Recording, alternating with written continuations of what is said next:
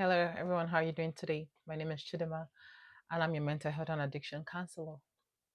So today, I'm just going to briefly talk about emotional regulation. I don't know, this might sound like a cliche, but I know that emotional regulation is something that everybody needs to.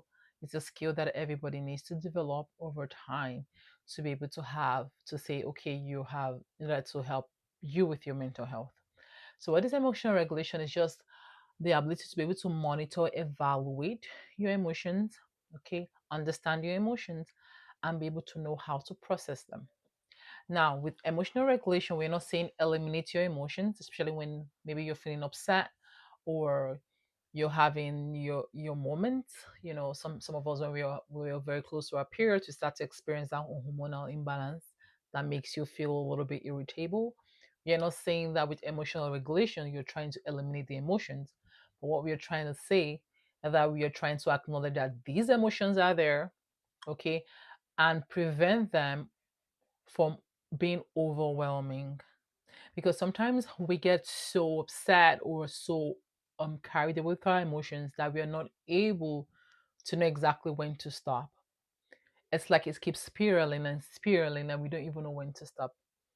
Emotion regulation is something, is a skill. Like with every skill, you keep practicing, and over time you begin to understand yourself. Before we even get to start to emotionally regulate ourselves, or before we start to understand emotional regulation, first of all, we have to be self aware. Self awareness helps us to understand ourselves, understand what we are feeling, understand the mood. Sometimes my emotions just like it just goes nothing. Nobody has upset me, nothing. It just switches. Then I find out I'm getting like irritated over nothing. Then I say to myself, what's happening to me? I haven't gotten upset. My partner has not upset me. My kids, nobody has done nothing to me. Then it has to be it's my self problem. It's my hormonal problems. No, I don't have to attribute my emotional feelings to anybody.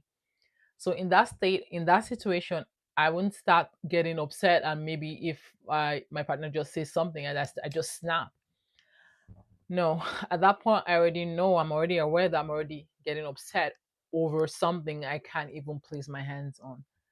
Just being aware that you're feeling something, you're feeling irritated, you're feeling angry, just only being aware of that helps you to manage your emotions.